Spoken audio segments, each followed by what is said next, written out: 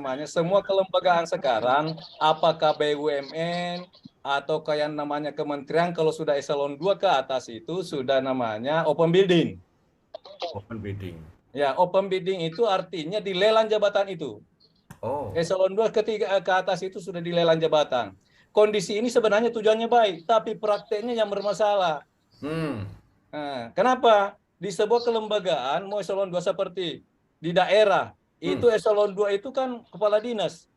Karena sistem politiknya kita balas jasa, Ya. walaupun tidak punya kemampuan, dia melanggar aturan dikasih kepala dinas. Karena kenapa? Berjasa ketika suksesi. Ini yang merusak sistem negara kita. Jadi negara kita sekarang bukan semakin baik, malah semakin hancur. Karena kenapa? Dipimpin oleh orang-orang yang tidak punya skill. Tidak punya Hanya punya kapasitas. kemampuan misalnya kedekatan dengan pengambil kebijakan. Ya. Para bupati yang tidak paham birokrasi, mengangkatlah keluarganya, mengangkatlah semuanya ke birokrasi, padahal itu karir. Jadi jangan heran, tiba-tiba ada muncul, kepala dinas pada kemarin. Kenapa? Karena itu sistemnya sekarang rusak. Nah itu, ya di sebuah lembaga saya mau naik ke top leader, menjadi dirut, tapi karena seleksinya begitu, udah saya mundur. Ngapain? Ternyata trik dan intriknya ini menjadi celah yang membahayakan sebetulnya ya karena seperti itu ya karena kan ya itu tadi bukan karena Pak D, hampir seluruh BUMN di Republik ini itu dikuasai oleh orang-orang yang berjasa dalam suksesi, tidak punya kemampuan, no skill. No skill tapi ada kedekatan dan akhirnya udahlah. Nah, ini akhirnya tidak. Itu yang terjadi sekarang. Ya, tidak profesional. Iya.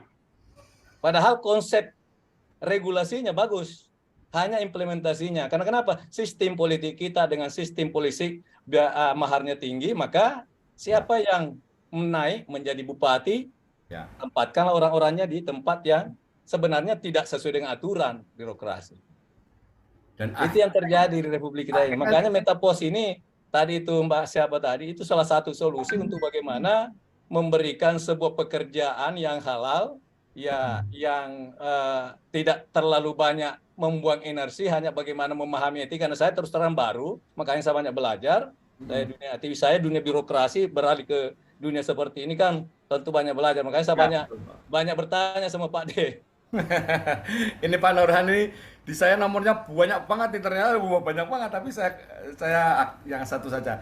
Saya pikir karena memang Pak Nurhan pastinya dari yang bekerja dengan birokrasi yang ketat, dengan meja-meja yang ketat, dengan aturan yang ketat yang tanda kutip sebetulnya aturan itu memang dibuat ada ya, dibuat ada supaya kita melalui prosesnya, tetapi tidak ada efisiensi ya.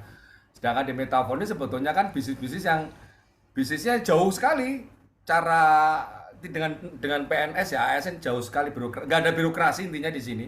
Hanya kita bagaimana meningkatkan skill komunikasi Pak, komunikasi dalam berbicara, komunikasi dalam presentasi, atau komunikasi dalam mengorganisir organisasi kita.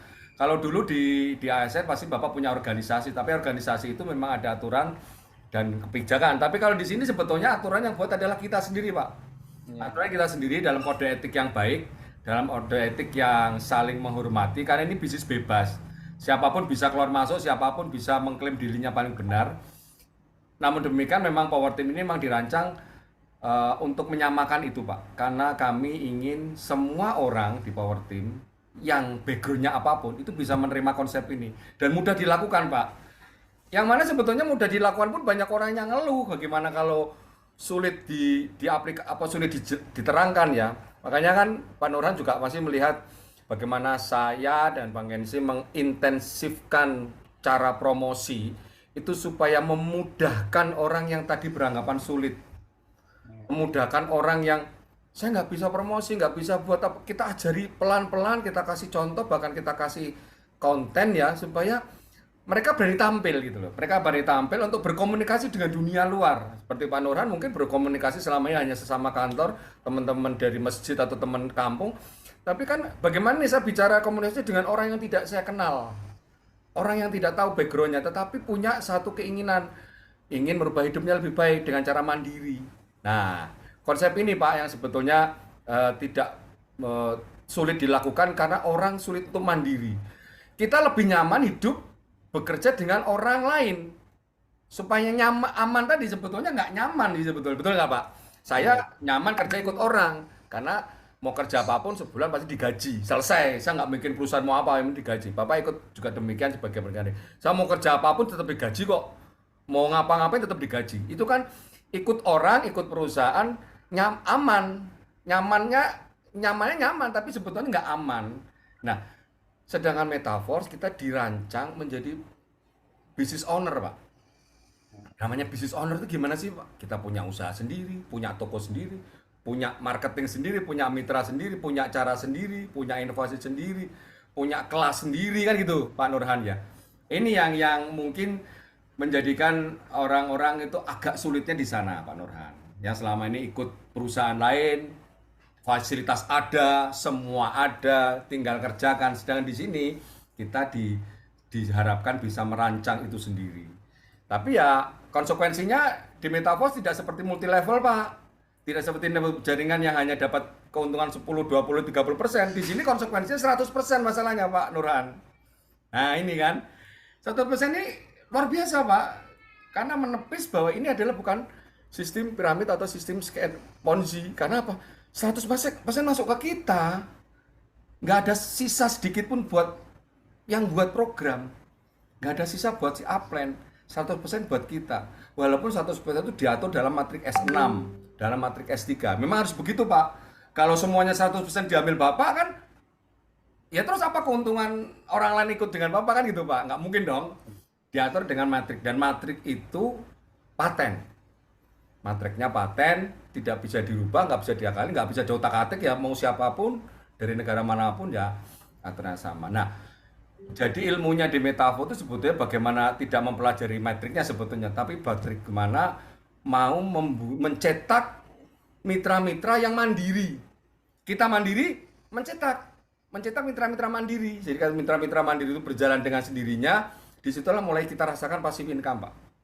Iya, kemarin kan saya sekarang Pak D terus terang makasih karena bimbingannya Pak D itu selalu mengirimkan dokumen materinya. Saya sekarang tiada hari tanpa undangan teman-teman. Ada apa ya? Bapak apa yang diikuti apa segala macam. Dan ini seluruh Indonesia, mantan anak buah semua seluruh Indonesia Oh, pada bertanya, ini apa yang Bapak ikuti? Saya bilang nanti setelah saya mendalami baru saya, karena saya prinsip saya tidak mau dulu mengajak orang kalau saya tidak paham dulu. Dan untuk memahami itu kalau di luar kita tidak masuk di dalamnya, mau memahami tidak akan pernah bisa masuk.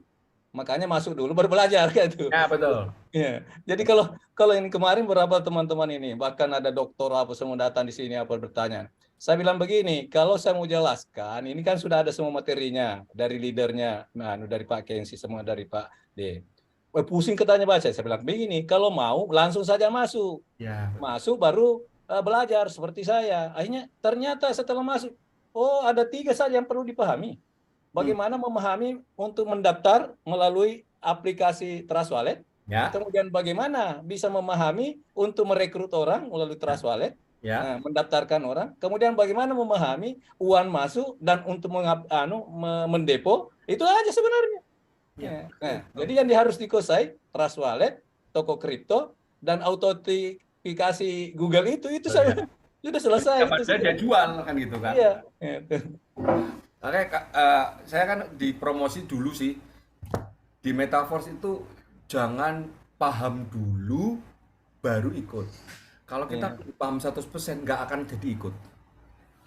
Kepahaman kita akan muncul, keingintahuan dan kesimpulan akan muncul ketika kita sudah menjadi bagian di Metaverse itu. Dan bagian menjadi Metaverse itu tidak mahal, hanya level 1, Pak.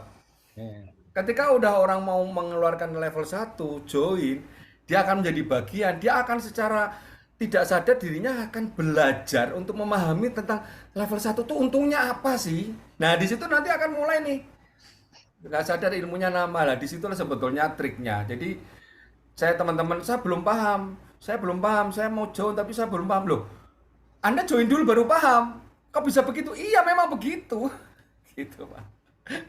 Jadi kalau dulu kan harus paham dulu nih baru join, sekarang nggak perlu seperti itu. Ya.